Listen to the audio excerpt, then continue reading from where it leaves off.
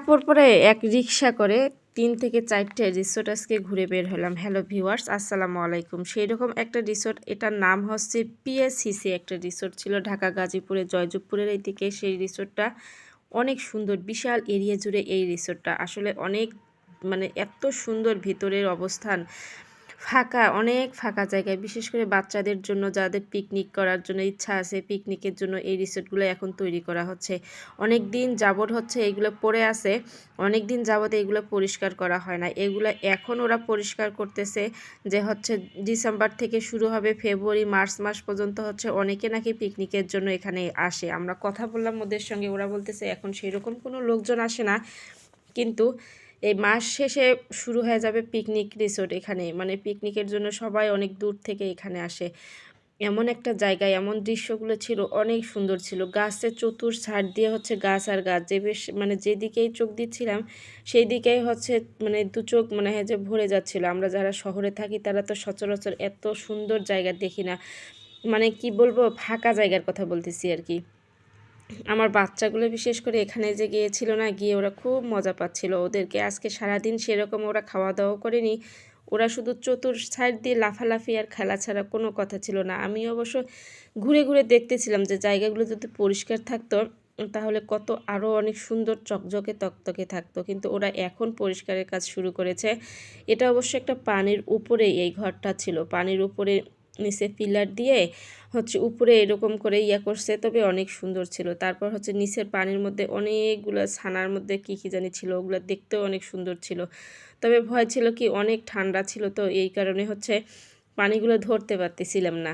আচ্ছা, যেটাই হোক, সব থেকে ভয়ঙ্কর ছিল এই জায়গাটার মধ্যে আমার এই উপরে উঠার এই সিঁড়িটা।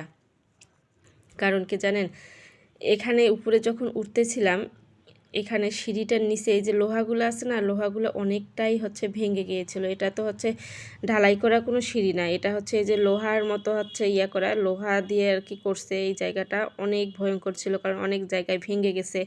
চিন্তা করতেছিলাম যদি এখান থেকে কেউ পড়ে যায় ডাইরেক্ট কিন্তু পানিতে পড়তে হবে, কিন্তু পুকুরটা অনেক বিশাল বড় এবং পানি আছে অনেকগুলো। তারপর ছাদের উপর উঠে এখানে যে কত সুন্দর একটা গাছ ছিল, এই গাছটার মধ্যে আমরা চিন্তা করতেছিলাম এটা যদি তেঁতুল গাছ হতো তবে তেঁতুলগুলো পেড়ে হয়তো বা খাওয়া যেত।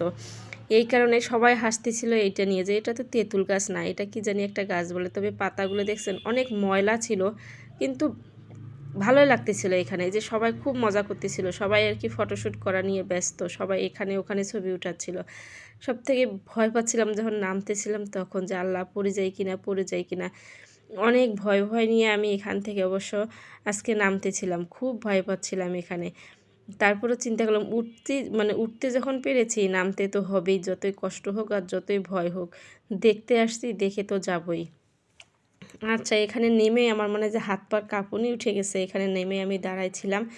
তারপরে এটা হচ্ছে আরেকটা পুকুরের উপরে, দুই সাইডে পুকুর, মাঝখানে রাস্তা দিয়ে এই রিসোর্টটা করছে এভাবে, চতুর সাইড দিয়ে পানি।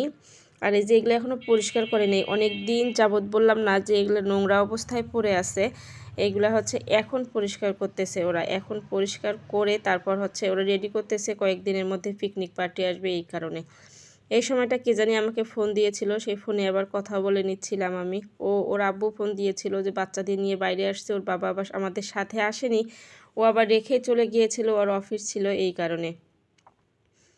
কথা বলতে বলতে তারপর হচ্ছে এখান থেকে হেঁটে হচ্ছে আমি আরেকটা জায়গায় গিয়েছিলাম, সেটা হচ্ছে সব থেকে মজার একটা জায়গা, জানেন কি, পিঠা ঘর নামে একটা জায়গা ছিল ওখানে।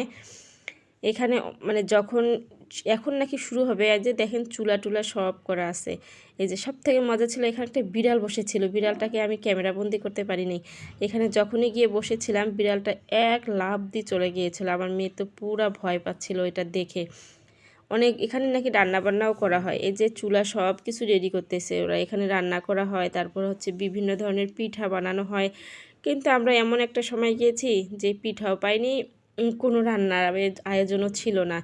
অনেক সুন্দর করে চতুর সাইডটা করা ছিল, আপনারা যদি কেউ চান যে এসে ঘুরে যেতে পারেন আপনাদের ফ্যামিলি নিয়ে। আচ্ছা, এই যে আমার পিচ্চি বাবা, সে তো মহা খুশি, এই যে এগুলো মাঠ পাইছে, খেলার মাঠ, সে ওখানে একটা বলও পাইছিল, এই যে সে দৌড় দিচ্ছে, আর কি মজা, সারা শরীর মাটিতে কাদা ধুলা, একদম অবস্থা খারাপ। আজকের ভিডিও পর্যন্ত, সবাই ভালো থাকবেন।